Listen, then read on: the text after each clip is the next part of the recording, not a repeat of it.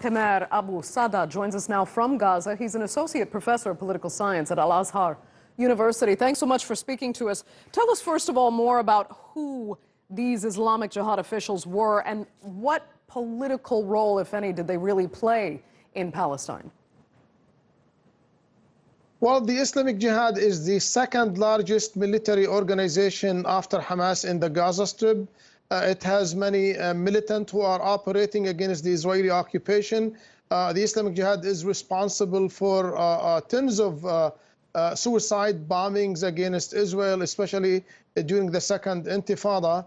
And it has many operatives here in the Gaza Strip. Israel accuses Baha Abu al-Ata, who was assassinated in the early hours of this morning in Gaza, responsible for the launching of multiple rockets against Israeli towns and villages, especially those which were fired about 10 days ago.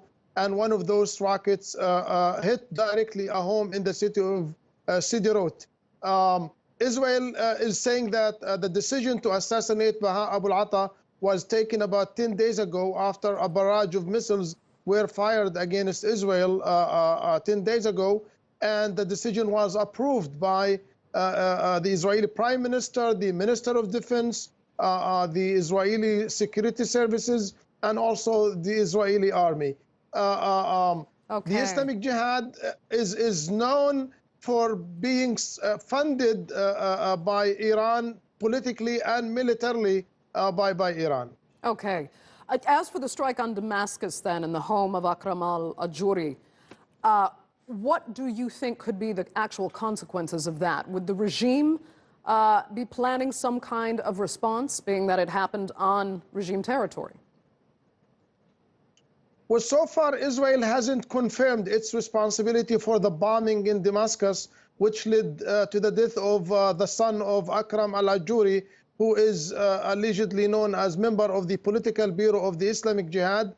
And this is not the first time Israel has strike against Syrian or against Iranian targets in Damascus. I believe that we are not expecting a Syrian retaliation against this Israeli bombing in Damascus, as I mentioned, that Israel hasn't taken any responsibility for this bombing.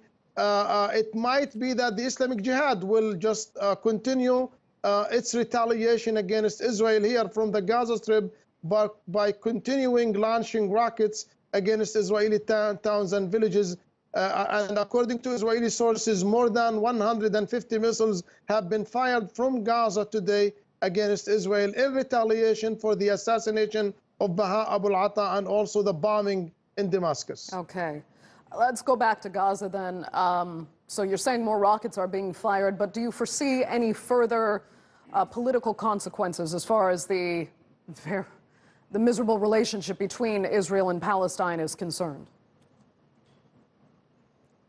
Well, as you very much has noted, that the relationship between Israel and the Palestinians is in stalemate. No negotiations between the Palestinians and Israel because of Israeli settlement expansion in the Palestinian territories, and also because Israel's continued aggression against the Gaza Strip. But at least for Hamas, who is in control of the Gaza Strip, Hamas has refrained so far from launching any rockets against Israel today.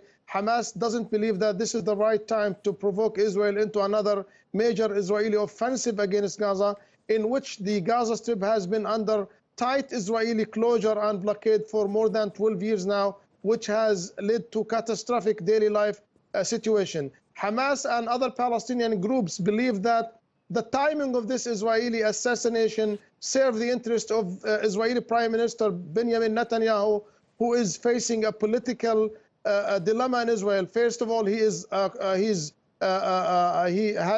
to confront corruption charges, and he has failed to form a new Israeli government after 2 elections in one year. Okay. Therefore, I believe that the Egyptians might succeed in the coming hours and days to contain this cycle of violence and stop it probably within the next 2 days or so. Okay. Mkhaimar Abu Sada, thank you so much for joining us there. We greatly appreciate it.